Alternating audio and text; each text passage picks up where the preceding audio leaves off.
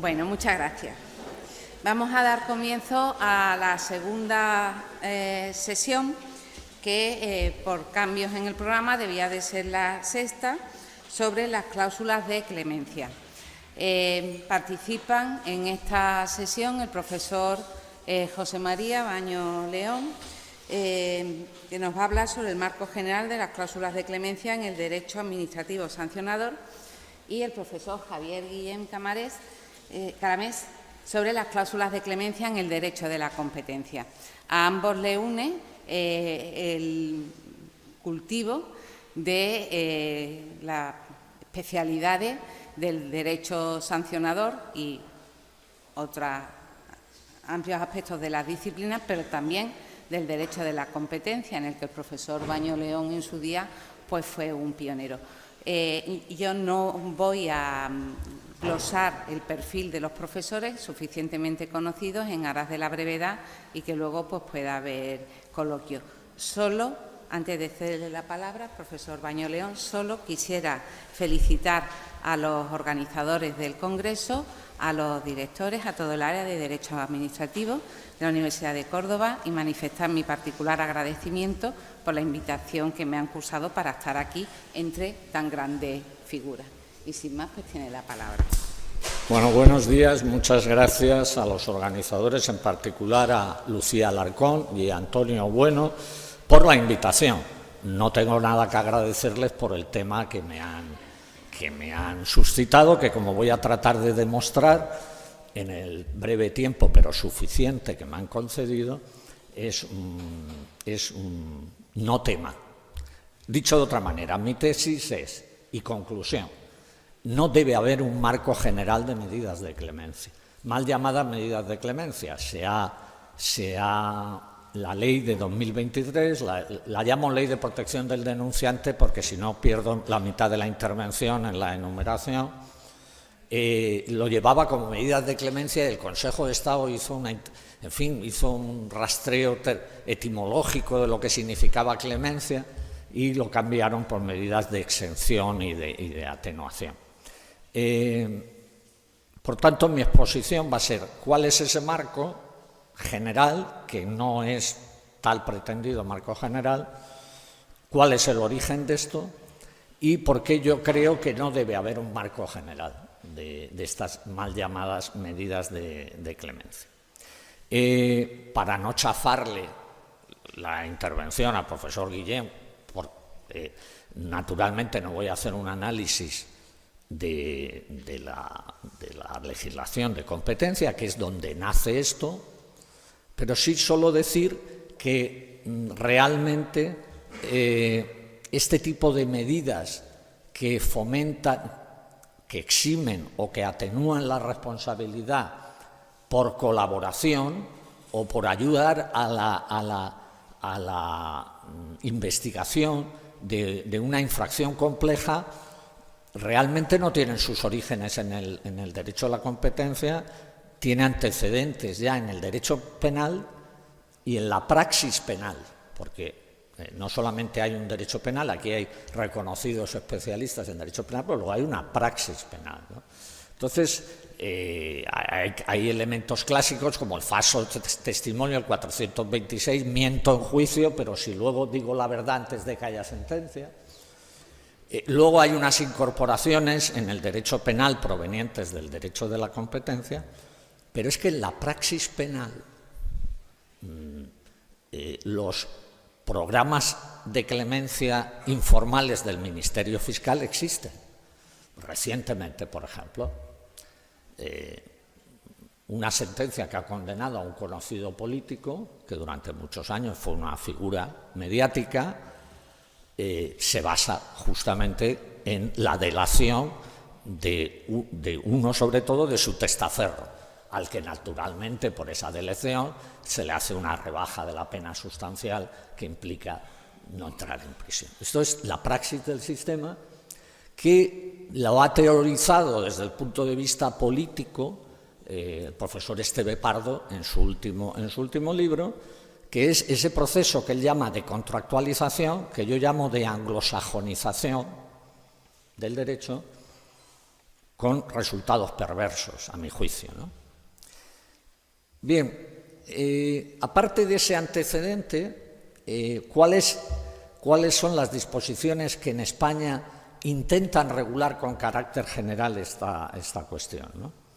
Tenemos en primer lugar el sorprendente artículo 62 de la Ley 39/2015, y digo sorprendente porque no se explica muy bien que en la Ley de Procedimiento Administrativo Común, que no tiene nada de común, como he explicado varias veces, se regule un supuesto de exención o atenuación de la responsabilidad sancionadora por infracciones que son infracciones fundamentalmente patrimoniales, cuyo asiento propio estaría en la Ley de Patrimonio de las Administraciones Públicas, ¿no? Y que yo sepa no se ha aplicado todavía. Puede ser que yo esté equivocado, ¿no? Saben ustedes que ese artículo 62 de la Ley de Procedimiento Administrativo dice que cuando haya participado en la infracción lo denuncie y la Administración deberá eximir, es decir, el reglado deberá eximir del pago de la multa si efectivamente se cumplen una serie de condiciones, y siempre con la lógica de que existan otros coautores, evidentemente, porque lo que se trata es de colaborar para esclarecer hechos complejos, ¿no? En realidad hay dos elementos que son los que dan origen a esto en el derecho de la competencia, pero que se puede aplicar a otros sectores del ordenamiento jurídico, que son, por un lado, que sean infracciones de muy difícil prueba si no hay un denunciante, y por otro lado, de sentido común es que tiene que haber varios copartícipes para que uno de ellos... Bueno, esto que parece de sentido común, como voy a explicar después, la ley de 2023 no lo considera requisito, aparentemente, ¿no? Sin embargo, en el ordenamiento jurídico español tenemos otros ejemplos de sectores donde se dan estas circunstancias, donde no existe esta posibilidad, ¿no? Por ejemplo, en la ley del mercado de valores, que es un caso prototípico, porque ahí, como decía Bravo Murillo, ahí sí que hay confabulaciones.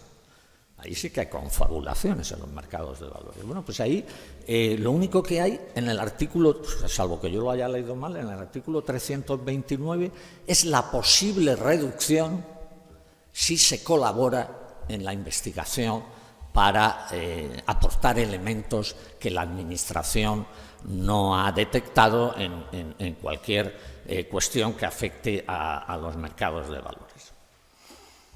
Hay otra normativa de Hacienda, que es una ley curiosa, de estas que se sacaron en la época de la lucha contra el dinero negro, ¿no?, que es la ley 7/2012, la que limita los pagos en efectivos a profesionales, que creo que en la que se sanciona a profesionales en operaciones mercantiles, operaciones profesionales, en la que se castiga que los pagos sean en efectivo por encima de 1.000 euros, donde si uno de los que ha participado en la operación denuncia en el plazo de 3 meses, queda eximido, ¿no? No sé en la práctica del sistema, porque esto es muy claro, habrá que ver lo que te cuesta el IVA, ¿no? La relación coste-beneficio, salvo supuestos ya, en fin, de delación por cuestiones absolutamente personales. Sin embargo, la ley de blanqueo de capitales, un ámbito, ya como es blanqueo, se supone que hay algo negro. Luego, debe ser confuso acceder a la blancura, ¿no? Pues ahí, sin embargo, no está contemplado esto. Aquí simplemente se dice, se tendrá en cuenta, a efectos de graduar la sanción, artículo 59, el nivel de cooperación del inculpado por las autoridades competentes. No hay ninguna ninguna equiparación. Bien, ese era el panorama hasta que aparece la Ley 2/2023, que es una ley que fundamentalmente lo que quiere es establecer mecanismos públicos y privados de protección del denunciante en esta obsesión actual que hay en la lucha contra la corrupción. La llamo obsesión porque, a mi juicio, es una lucha equivocada, en el sentido de que parece creer que las causas de la corrupción están en la regulación pública y no en la naturaleza humana, y que está generando una burocracia inmensa cuyos efectos creo que son mucho más perjudiciales, en mi opinión, que los eventuales beneficios. Lo que hace esta ley es generalizar las entidades antifraude, a la que ya se había adelantado algunas comunidades autónomas. Empezó Cataluña, que fue pionera, luego siguió Valencia. Por cierto, el primer director de la catalana luego siguió en la valenciana, y luego ha habido otras, ¿no? Las autoridades antifraude. Bueno, hay una directiva europea que obliga no solamente a las entidades públicas, sino a las entidades privadas. Todos los que se dedican al compliance están encantados, porque es un mercado floreciente, y evidentemente son nuevas autoridades administrativas independientes que se establecen. Bien, la directiva, por supuesto, nada habla de lo que yo voy a hablar ahora, pero la ley española, no se sabe muy bien por qué, ha decidido en el artículo 62 establecer, en el artículo 40, el 62 es la ley de procedimiento, en el artículo 40 establecer unos supuestos de exención y atenuación de la sanción que paso a explicar muy brevemente, ¿no? Antes de esa explicación, quería señalar que para medir la eficacia de cualquier medida de esta naturaleza, lo primero que habrá que establecer es si se incentiva la denuncia, es decir, si consideramos que la delación es buena, la regulación habrá que analizarla desde el punto de vista de si incentiva la denuncia. Y, por tanto, el segundo punto de vista es la seguridad jurídica del denunciante. Es decir, si yo he cometido una infracción y voy a denunciar, yo tengo que tener una certeza clara de cuál es el camino. Luego nos contará Javier Guillén, porque la experiencia de la Comisión Nacional de Mercados y Competencia es muy ilustrativa a ese respecto, porque no se trata simplemente de decir si ha cometido la infracción, sino que hay un procedimiento casi inquisitorial, es decir, que tiene una carga enorme para el denunciante. Aparte de que la efectividad de estas sanciones de competencia de exención ha bajado muchísimo desde la aplicación de la directiva de daños, como le voy a explicar, porque evidentemente esto no exime de la reparación. De hecho, hay unas estadísticas, supongo de las que nos va a hablar, donde se ve que el programa de clemencia tuvo mucho éxito al principio porque el beneficio era enorme. O sea, te quedabas tranquilo, como se dice en términos un poco niquelado, ¿no? Te quedaba blanco. Pero ahora no, porque tienes que pagar los daños y perjuicios. Y evidentemente, si uno ha participado en el cártel, los beneficios son los perjuicios que ha causado los otros, con lo cual las posibilidades de incentivo son menores. Pues bien, vamos a analizar muy brevemente, porque me quedan 7 minutos, a analizar muy brevemente lo que dice esta norma. Y si cumple estos requisitos. Lo primero es que emplea el famoso término podrá, que tantos ríos de tinta ha corrido. ¿Poder es discrecional o poder es competencia? Pues ya, si hay que hacerse esta pregunta, quiere decir que está mal redactado. Podrá eximirle del cumplimiento de la sanción. ¿Y quién va a autoinculparse? Aunque haya leído a García Enterría con la famosa... que podrá significa que es competencia de la Administración y no una actividad discrecional. Nadie. Es decir, pero además es que el artículo 40 en su párrafo 1 dice podrá eximirle, ¿no? Y sin embargo, cuando se refiere a las atenuantes, es decir, cuando no se cumplen todos los requisitos, entonces dice que quedará a criterio de la Administración valorar, previa valoración del grado de contribución, la posibilidad de atenuar la sanción.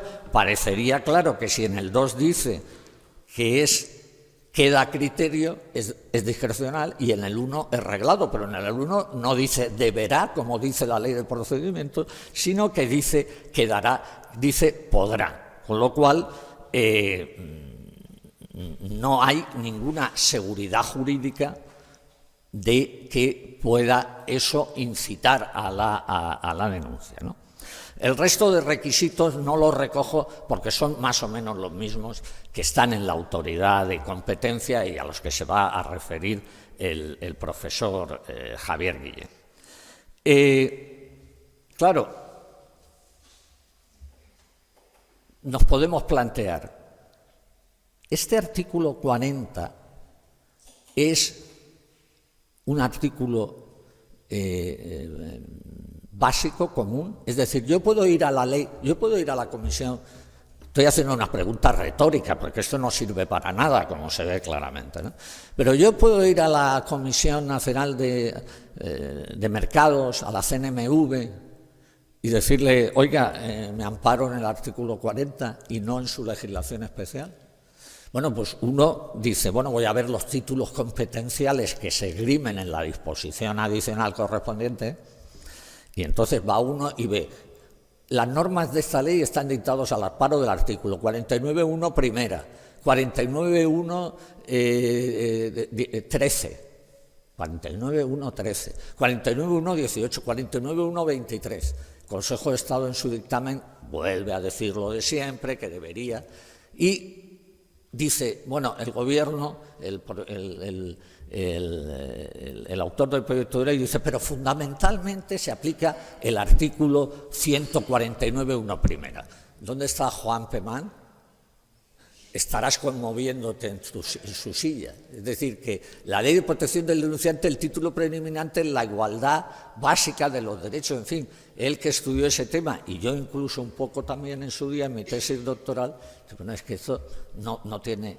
Es decir, no hay ninguna base para saber que este artículo tenga posibilidad de aplicación. Artículo, por cierto, que en teoría puede permitir a una autoridad autonómica aplicar un programa de clemencia. Pero obviamente no lo va a aplicar por una razón, porque un programa de exención basado en la colaboración solo tiene sentido si está previsto en la legislación sectorial correspondiente. Porque solo en la legislación sectorial correspondiente se pueden valorar los pros y contras de fomentar la delación. O sea, a mi juicio, el fomento de la delación solo tiene sentido en sectores económicos donde la investigación de las infracciones sea muy compleja y donde haya coautoría, que por cierto el artículo 40 no lo recoge, porque dice requisitos: haber cesado en la comisión de la infracción en el momento de presentación de la comunicación e identificado en su caso al resto de las personas. Pero ¿cómo he identificado en su caso al resto de las personas? Es decir, que yo me puedo autodenunciar cuando he cometido yo solo la infracción. Esto no tiene absolutamente ningún sentido. Por tanto, insisto, que una legislación general sobre programas de clemencia no tiene absolutamente ningún sentido. Cabe también preguntarse, desde el punto de vista teórico, si esta norma ha derogado a otras anteriores, como la Ley de Procedimiento Administrativo, porque dice no se aplica a las infracciones de competencia, de la Ley de Competencia, o sea que se aplica a todas las demás. Una duda que tampoco nos saca absolutamente de dudas sobre la cuestión de que estamos hablando. Concluyo ya muy brevemente. No tiene demasiado sentido establecer una regulación general en ni siquiera en una ideal, digo ideal porque la doctrina, los aquí presentes lleváis reclamando una ley general de procedimientos sancionadores, ni siquiera en esa ley ideal tiene sentido una regulación general, porque esto es una cuestión muy específica que debe quedar al arbitrio del legislador sectorial para cuestiones muy determinadas y también por una cuestión de principio. Una cuestión de principio, pues hay un derecho sancionador y hay un derecho, digamos, a la igualdad. Este tipo de excepciones que fomentan la denuncia solo tienen sentido cuando el bien que se quiere, digamos, proteger es muy superior, ¿no? Por tanto, el hecho de que, lógicamente, la exención de responsabilidad sancionadora deje incólume la obligación de reparar el daño hace que este tipo de programas tengan muy poca aplicación práctica. Muy poca aplicación práctica. Es decir, si yo tengo que reparar el daño causado y estamos hablando de infracciones complejas, no tengo ningún incentivo para denunciar. Y ya con la tarjeta amarilla me parece suficiente para ganar en algo al profesor Rebollo. Con una amonestación es suficiente para poner término a esta pequeña disertación sobre algo que no tiene ningún interés práctico, y por ello me permito recomendar a los aquí presentes, grandes profesores de Derecho Administrativo, que por favor no se les ocurra encargar o disuadan en ese caso a cualquiera de sus discípulos o discípulas de hacer una tesis doctoral sobre semejante tema. Muchas gracias.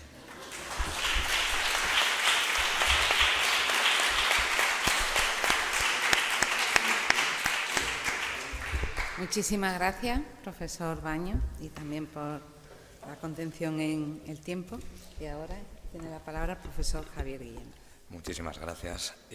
Bueno, pues ya después de lo que ha dicho el profesor Baño, pues nos vamos a tomar un café directamente, porque aunque yo les explique lo del derecho de la competencia, que es un derecho sui generis, como ahora voy a establecer, pues podríamos terminar. Bueno, yo, igual que el profesor Baño, agradecer muy sinceramente a los profesores Antonio Bueno y a Lucía Alarcón por su invitación, y además para mí es un placer estar aquí en Córdoba en un congreso de Derecho Administrativo Sancionador, ¿no? Porque igual que para los musulmanes es fundamental ir al menos una vez a la Meca, o para un aficionado al golf es al menos fundamental ir alguna vez a San Andrews, pues para todos los que estudiamos Derecho Administrativo Sancionador, pues esto es el equivalente a la Meca, con el departamento y con el profesor Rebollo a la cabeza.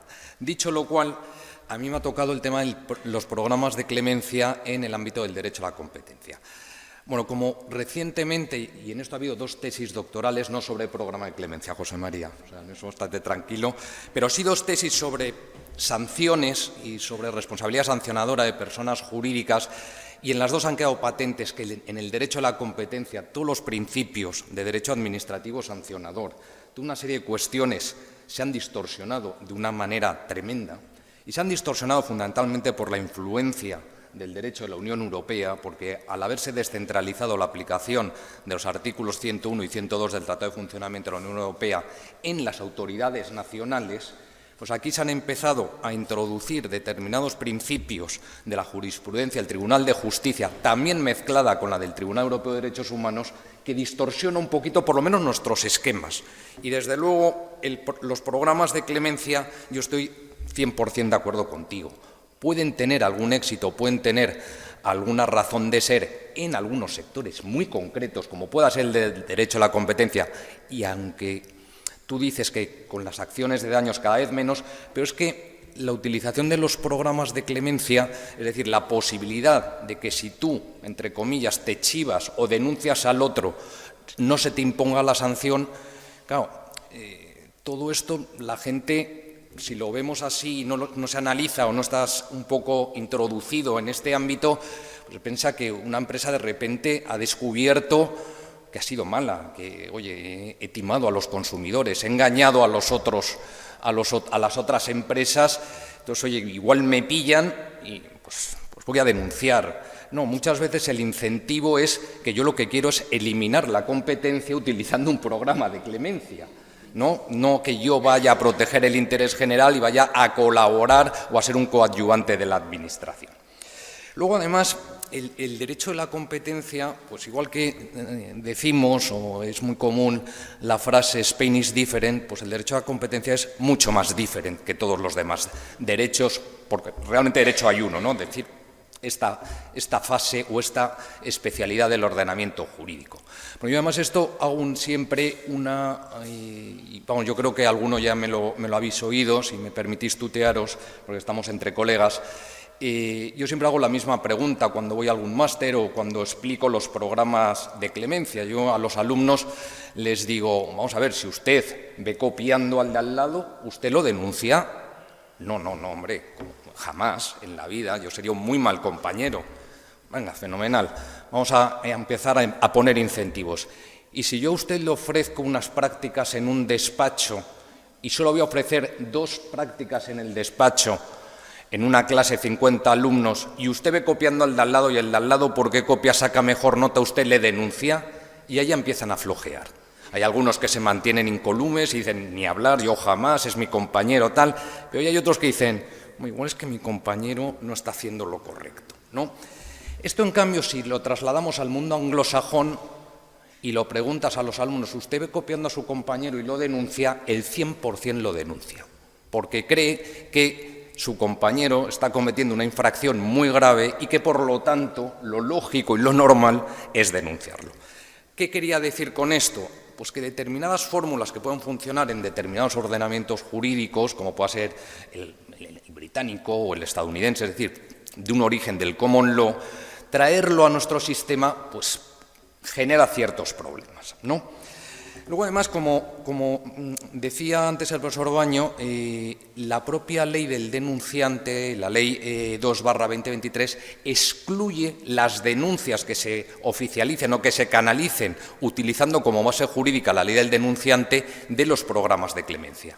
Es decir, esas denuncias no van a tenerse en cuenta por la autoridad de competencia para iniciar un programa de clemencia y poder evitar, ¿no?, o evitar ser sancionado en el caso de que sea declarado clemente, sino que esas denuncias podrán servir para otro tipo de finalidades por parte de las autoridades de competencia, pero no para el desarrollo de un programa de clemencia. Tercer punto, tercera cuestión, que yo creo que también es importante, ¿no? Es decir, y eso era lo que aludía con anterioridad, ¿realmente con un programa de clemencia se protege el interés general, especialmente el orden público económico?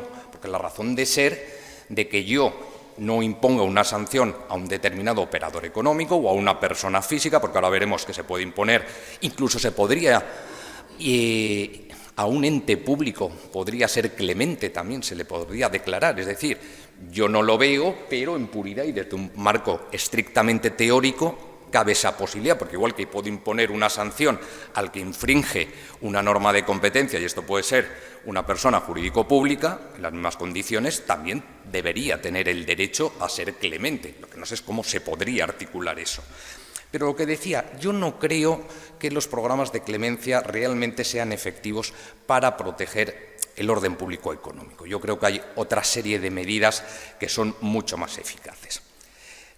Siguiente punto, y esto al hilo también de las sanciones. En los programas de clemencia, en el ámbito del derecho a la competencia, valga la redundancia, estaban pensados para decir, bueno, muy bien, si usted colabora con la Comisión Nacional de los Mercados o con las autoridades de competencia o con la Comisión Europea, según corresponda, si esa colaboración a mí me sirve bien para iniciar una inspección y poder descubrir un determinado cártel de precios o un cártel de reparto de mercados, yo le puedo conceder o le puedo eximir de imponerle una sanción. Pero es que también le puedo eximir de otra serie de medidas, que aquí luego el debate sería con el profesor Casino y con el profesor Rebollo si son sanciones o no son sanciones.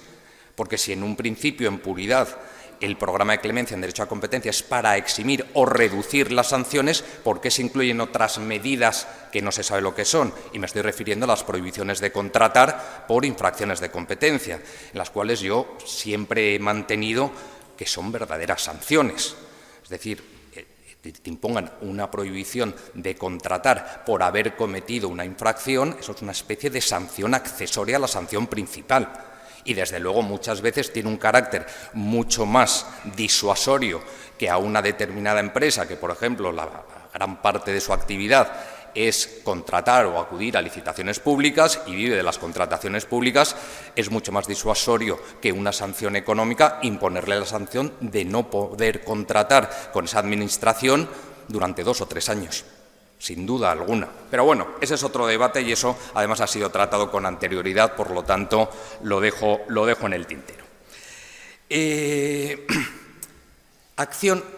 Voy a ahora iniciar y de forma rápida a dar cómo está regulado en los artículos 65 y 66 de la Ley de Defensa de la Competencia, desarrollados por el Reglamento de Defensa de la Competencia, los programas de clemencia en este ámbito concreto.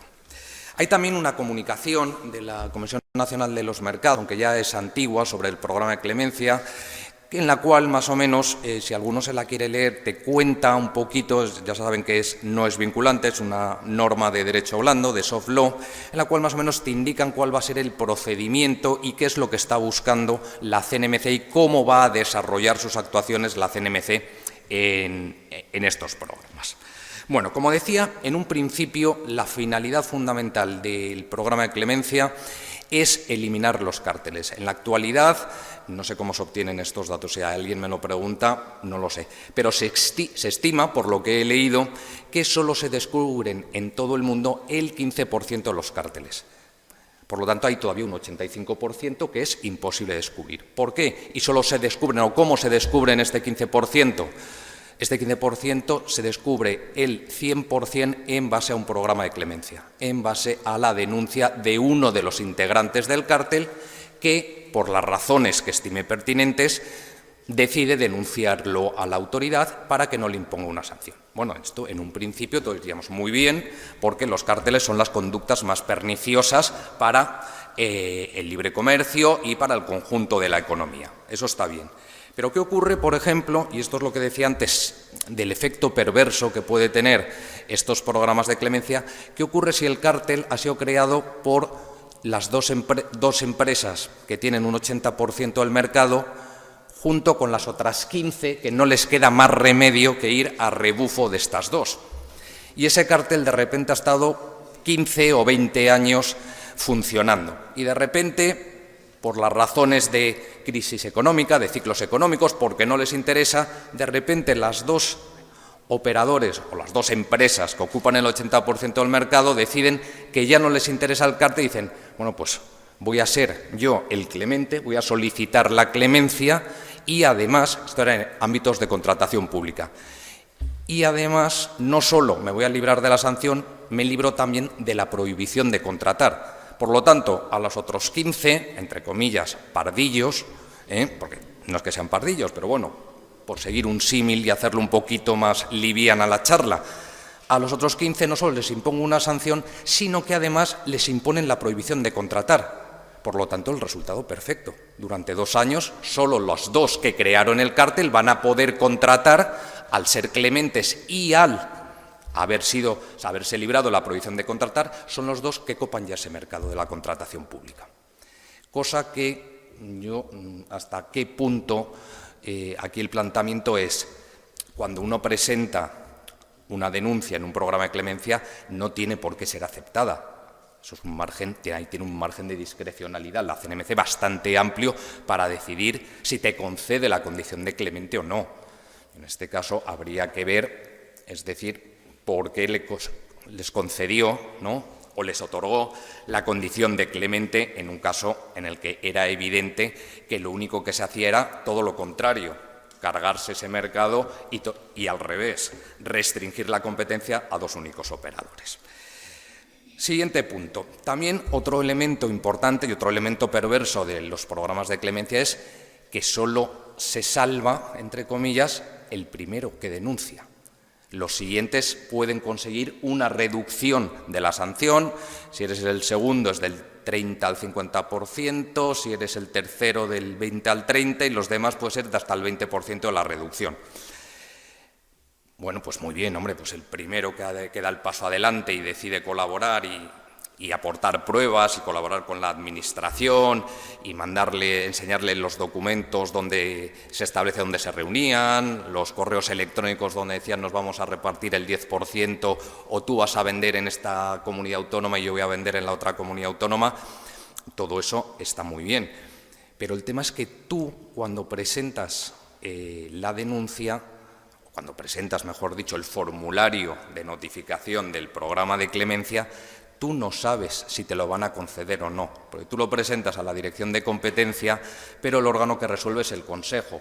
El procedimiento sancionador dura en la actualidad hasta 24 meses. En la instrucción, si mal no recuerdo, son los 18 meses. O sea, tú durante 18 meses, aparte de haberte chivado, de haber colaborado con la CNMC o con la autoridad autonómica, en su caso, o con la Comisión Europea, en su caso, tú no sabes si vas a ser concedido, si te lo van a conceder o no te lo van a conceder.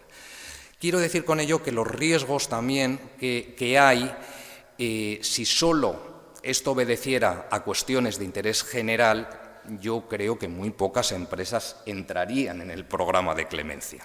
Te obedece a otra serie de intereses, los que sean, pero no solo de protección del interés general. Por lo tanto, bueno, a mí pues es otra de las cuestiones que me genera algunos problemas desde la perspectiva de derecho público y desde la perspectiva de la protección de los intereses generales. Dos o tres aspectos más antes de que me saquen la tarjeta amarilla. ¿Quiénes son los beneficiarios o quiénes pueden ser beneficiarios de los programas de clemencia? Pues tanto personas físicas como personas jurídicas. Personas físicas me dirán, pero bueno, ¿quién va a...? Personas físicas, obviamente, que realicen una actividad económica, ¿de acuerdo? Tienes que tener la condición de operador económico. Personas físicas normalmente se está refiriendo a los directivos y a representantes legales de empresa, ¿no? La posibilidad de que un directivo, un representante legal de empresa, vaya a la CNMC y se quiera acoger al programa de clemencia. Aquí la cuestión es la siguiente: si el directivo se acoge al programa de clemencia y le conceden la condición de clemente, ¿eso se extiende a la empresa? Porque sabrán que también en el ámbito sancionador, cuando se sanciona a una empresa, se puede imponer también como sanción accesoria al directivo una multa de hasta 60.000 euros. Aquí el problema que hay, que esto lo ha tratado últimamente digo, en el último libro el profesor Rebollo, los aspectos de las sanciones a los directivos de empresas, es decir, vamos a ver, la ficción que se crea cuando uno sanciona a una persona jurídica es que se imputan los actos de las personas que allí trabajan a la persona jurídica y por eso se sanciona. Es decir, la persona jurídica no va a una reunión o no va a un restaurante a comer a pactar precios, van los directivos o el representante legal o el administrador. Por lo tanto, si se sanciona a la empresa, ¿también se puede sancionar a los directivos? Bueno, en la jurisprudencia del Supremo ha dicho que sí, porque dice que son dos sujetos distintos. Eso es cuestionable también, si son dos sujetos distintos o no. Porque lo que sí que sería distinto es si el directivo de motu propio, sin representar a la empresa o sin tener la capacidad de condicionar o de hacer responsable a la empresa, sea él el que cometa la infracción. Eso podría ocurrir. De hecho, hemos llegado ya hasta el extremo, aunque creo que se ha anulado, en la Autoridad Catalana de Competencia llegó a sancionar a un director general de un ente público, de una administración pública, y no sancionó a la administración pública. Es decir, eso lo que nosotros explicamos de que la personalidad jurídica la tiene la Administración y el órgano no puedes, porque no es titular de derechos y obligaciones, sino tú sancionarás a la persona jurídica y luego la persona jurídica abrirá el correspondiente expediente disciplinario a esa persona. No, lo han hecho directamente, pero creo recordar porque me lo han contado, no porque lo haya leído, por lo tanto no lo sé, que el TSJ de Cataluña lo anuló, diciendo que no se podía sancionar a un órgano de la Administración. Pero bueno, hacerlo se ha hecho. Segundo, aparte de las personas físicas, obviamente se puede sancionar a las personas jurídicas. Y aquí ya entramos en otro debate que, como va a ser en otra mesa objeto de debate, el de las relaciones entre sociedades, ¿no? ¿Qué ocurre si a la empresa que se presenta al programa de clemencia es una filial? ¿Se extiende también el programa de clemencia a la matriz? ¿Qué ocurre si ha habido una sucesión de empresa? ¿A la empresa sucesora también se le puede extender el beneficio de no imponerle la sanción si la anterior se ha acogido a un programa de clemencia? Bueno, pues son cuestiones que en un principio surgen problemas, pero que en la praxis de la CNMC y en las resoluciones, algunas confirmadas por el Tribunal Supremo, ha señalado que sí. ¿De acuerdo? Que en el caso de la empresa ya se extiende tanto a las filiales como a la matriz, como a los directivos directamente. No en el caso de los directivos se extiende necesariamente a las empresas. Y yo creo que ya por último, para ir finalizando y al hilo, porque claro, lo bueno de que hable antes un maestro como el profesor Baño es que yo voy tomando notas y modifico lo que iba a decir, es el tema de las acciones de daños, ¿no? Es decir, en la actualidad, y cada vez es más común que en derecho a la competencia los operadores económicos, en vez de acudir a la CNMC, denunciar un hecho, acogerse al programa de clemencia y ver si les aceptan, no les aceptan, les reducen la sanción, no se la reducen, les imponen o no les imponen la prohibición de contratar, se está optando por directamente dejar de lado lo que ellos denominan aplicación pública por lo que se denominan aplicación privada, que no es aplicación privada, como muy bien un día me echó un rapapolvo el profesor Tomás Cano, aquí presente. Me dijo, no, hombre, no, la aplicación judicial, aunque sea de la jurisdicción civil, es aplicación pública también. Bueno, esto viene también del término anglosajón del private enforcement, pero vamos, simplemente para distinguirlo. Bueno, pues esta aplicación privada cada vez se está extendiendo más. ¿Por qué? Primero, porque empieza a estar cada vez más claro y a consolidarse la doctrina y la jurisprudencia sobre las acciones de daños. Y segundo, porque, y esto era algo que era lo normal antes, es decir, yo utilizaba la CNMC, yo no, las empresas o los operadores económicos utilizaban a la CNMC para que les hiciera todo el trabajo de prueba. Es decir, en el ámbito de la competencia, probar determinados daños, determinar la cuantía de determinados daños, es muy complejo y es muy caro de hacer. Por lo tanto, ¿yo qué hago? Lo denuncio a la CNMC que inicie un procedimiento sancionador y una vez haya declarado la sanción, yo utilizo todo ese expediente para iniciar una acción de daños y perjuicios. Son los que se llaman las acciones que siguen a un procedimiento sancionador, las follow-on. Pero ahora cada vez es más común, y eso es lo que se refería el profesor Baño, y yo estoy de acuerdo, que empieza a haber ya acciones directas sin utilizar a la CNMC. Y eso hace que vaya en detrimento de los programas de clemencia y haya bajado la cantidad de denuncias que recibe la CNMC para poder acogerse al programa de clemencia. Y por último, y con esto ya finalizo, yo creo que también hay otra cuestión que es importante, pero eso ya es otro ámbito, es decir, el haber fusionado a todos los organismos reguladores en uno y otorgarle competencias para hacer casi todo, porque ya es que protegen todo, lo único que haces es bloquear ese organismo. Es decir, también los programas de clemencia y la CNMC era muy activa, mejor dicho que la CNMC, la CNC, cuando solo se dedicaba a competencia. Si tú ahora le juntas con todas las actividades de regulación, con las actividades de protección del menor, con otras 40 competencias, con la unidad de mercado, con otras 40 competencias y, por supuesto, no le das más medios ni personales ni materiales, pues ya está, se bloquea automáticamente. Y con esto ya finalizo y muchísimas gracias a todos.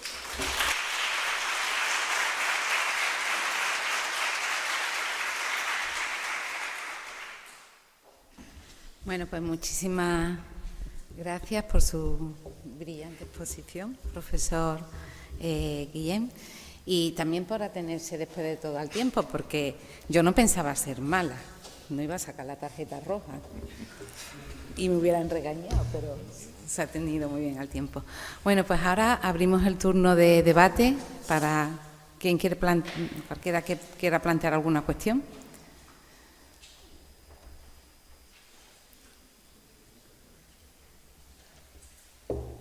Profesor Carlos Laguna de Paz.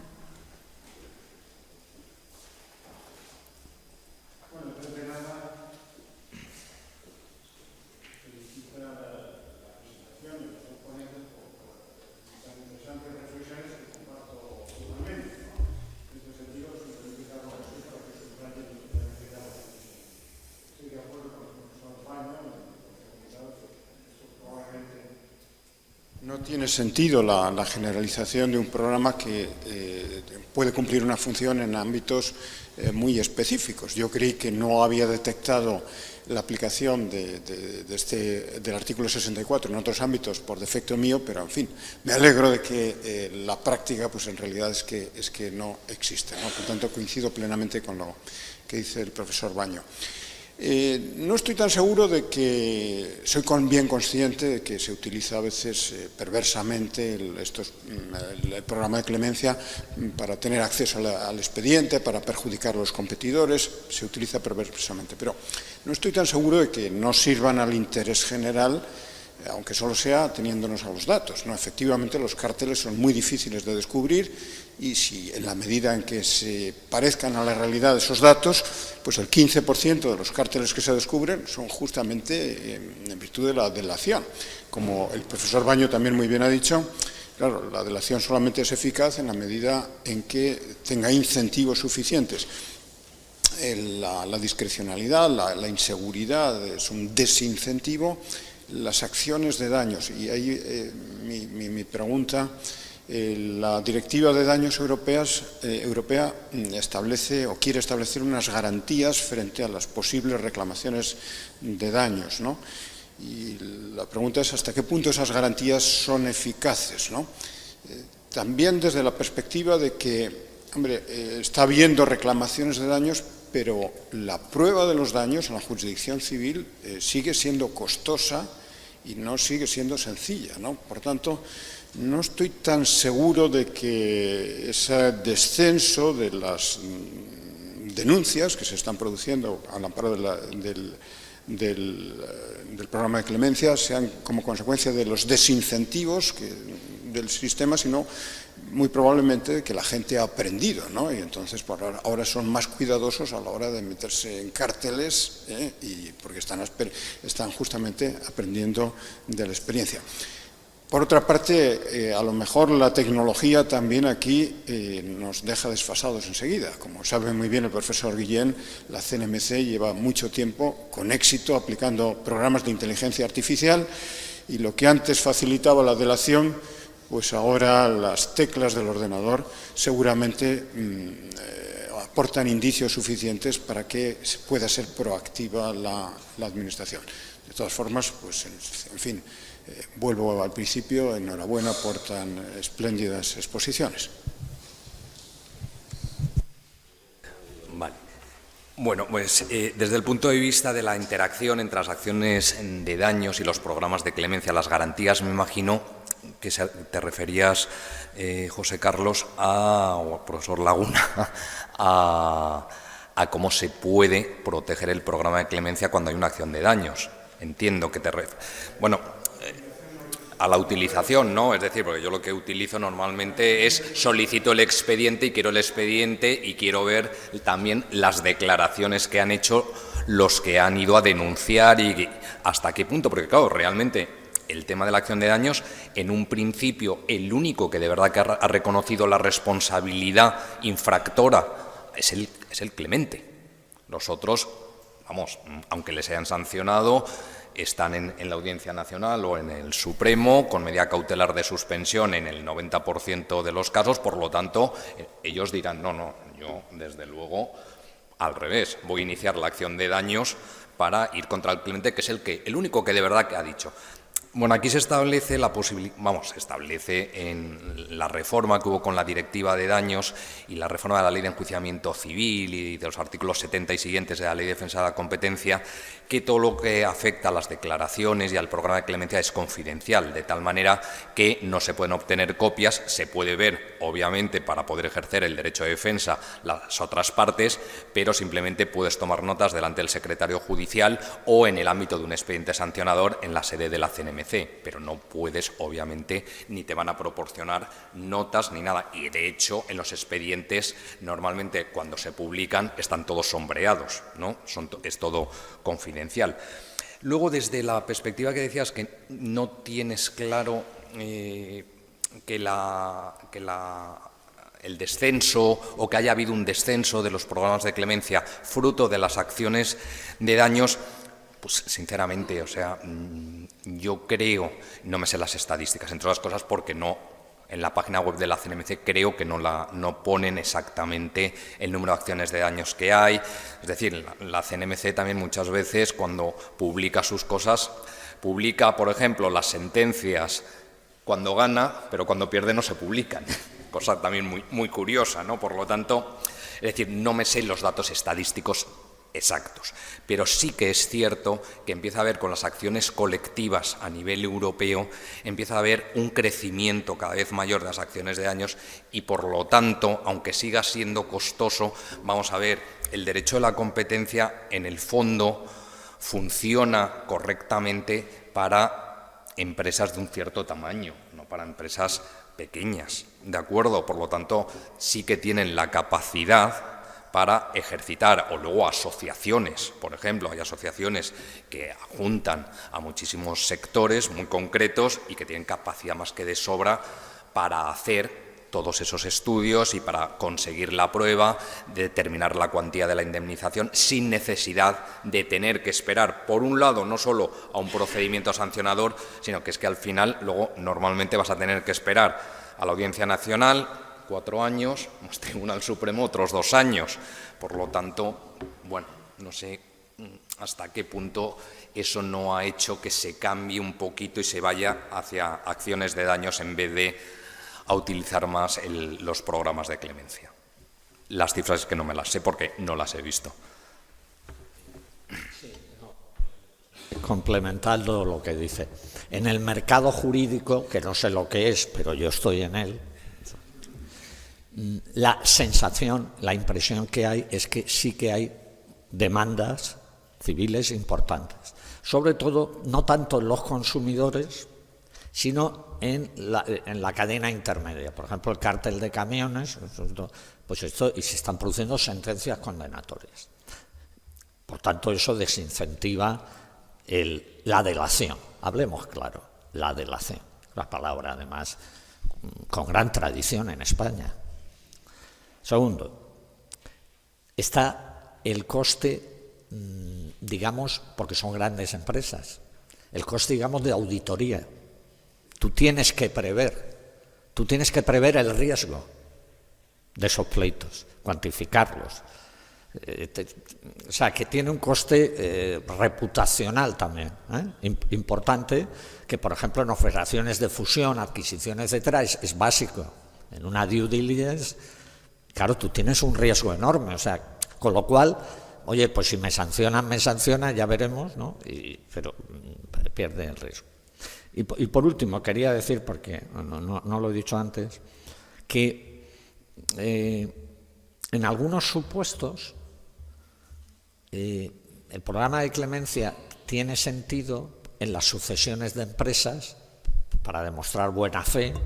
Es decir, yo compro una empresa, no me advierten en la due diligence de que se ha producido ese cártel, pero cuando yo me hago cargo de la empresa, entonces esto puede funcionar a veces como, en sentido contrario, como un estímulo, ¿no? Porque tú puedes tener conocimiento y evidentemente puedes en fin, no ya eximirte de la responsabilidad, sino también tú actuar de buena fe, que eso puede tener unas consecuencias reputacionales diferentes. Por último, la ley de protección del denunciante puede servir mucho mejor que la de programas estos clementes para supuestos de dualidad de responsabilidad. Persona física, persona jurídica, que nadie sabe muy bien. Yo cuando lo estudié hace 40 años, no había ninguna literatura y no lo entendía, y ahora pues que hay una gran literatura tampoco se termina de entender, con lo cual no estaba tan desencaminado. Yo creo que era incapacidad mía, pero ahora veo qué tal. Pero desde el punto de vista personal sí que tiene importancia, porque yo, directivo incómodo, si utilizo el canal del denunciante, evidentemente, la protección del denunciante, aunque no lo diga la ley, pero va de suyo, impide que se le sancione. Es un tema nuevo, este sí que es un tema para estudiar. Es decir, no la utilización del programa de clemencia, sino la utilización de esta, que yo he llamado, para ponerle un acrónimo, ¿no?, Ley de Fomento del Denunciante, LFD se le puede llamar, ¿no?, de Fomento de la Denuncia. Ahí sí que tiene utilidad. ¿Por qué? Porque nadie podrá decir que tú has tenido una responsabilidad agravada respecto de la empresa si te acoges y haces una denuncia, en fin, porque te has convertido a la doctrina católica, como todos sabemos, la verdadera, única y verdadera, etcétera, etcétera. Eso es un tema que está ahí sí que hay para estudiar. Yo no lo he estudiado, pero lo apunto, porque los directivos van y vienen. Y claro, las empresas cada vez más son empresas sin dueño, son empresas de fondos de inversión, sin dueños, que no tienen objetivos empresariales, sino objetivos financieros. Y por tanto la disociación entre titularidad de la empresa y gestión cada vez es mayor. Todo esto quiere decir que esa que se llama, que a mí me parece una barbaridad llamarle cultura de empresa, incluso diría que era como el pensamiento navarro, una contradictio in terminis, con perdón del periódico, no del pensamiento. Entonces, ahí digamos, sí que hay esa ley del denunciante puede tener unos efectos, porque aunque no está en la ley, obviamente, ¿cómo vas a sancionar, ¿no?, a una persona que ha denunciado cuando la denuncia se imputa a la persona jurídica? En fin, un tema que ahí sí que veo que habría que estudiarlo, ¿no? Y que, en fin, lo otro yo creo que estamos todos de acuerdo, que es bastante claro. Y yo 10 segundos para otra cosa que al hilo de lo que ha dicho profesor Baño, que son el tema de la posibilidad de que los programas de cumplimiento están sirviendo también en la actualidad, uno, como atenuantes, incluso a veces para no imponer sanciones, y en muchos casos para que, aunque te pongan el tema de las prohibiciones de contratar en un programa de clemencia, ya no lo necesitas, porque aunque te la pongan, luego puedes presentar determinadas medidas de self-cleaning o medidas correctoras y te lo levantan. Por lo tanto, ¿hasta qué punto dices, para qué voy a irme a un programa de clemencia? Nada más. Muy bien, muchas gracias. Hay una pregunta ahí. Muy breve. Perdón, gracias. En realidad breve va a ser la pregunta, pero no sé si la respuesta va a ser breve también. Porque es solo pregunta, les robo unos minutos, es que en el mundo penal existe algo parecido que es la colaboración eficaz, en donde hay alguien que se presenta a denunciar a quien ha cometido un delito. Pero hay una peculiaridad, si luego no te acogen a la colaboración eficaz, las pruebas que tú presentaste no se pueden utilizar, porque son pruebas en tu contra. Entonces, si yo me acojo a colaboración, denuncio, presento pruebas, si no me acogen a la colaboración, eso que yo presenté, entiendo que luego no puede ser usado ni en mi contra ni en contra de los demás. En estos programas de clemencia, ¿hay algo similar? Es decir, si luego no me acogen, esas pruebas que yo he presentado, ¿se pueden usar en contra de mí o en contra de nadie? Porque eso es lo que me preocuparía. Vamos a ver, si no te acogen al programa de clemencia, la ley dice que te lo puedes llevar, pero ya lo ha visto la CNMC. Por lo tanto, la CNMC lo que te va a abrir es una inspección o una investigación al respecto y va a ir a buscar a tu casa lo que te has llevado, básicamente. Muy bien, pues terminamos esta segunda sesión, agradeciendo, como no, a los ponentes su intervención y Da unas instrucciones el profesor Bueno. Pasamos ahora...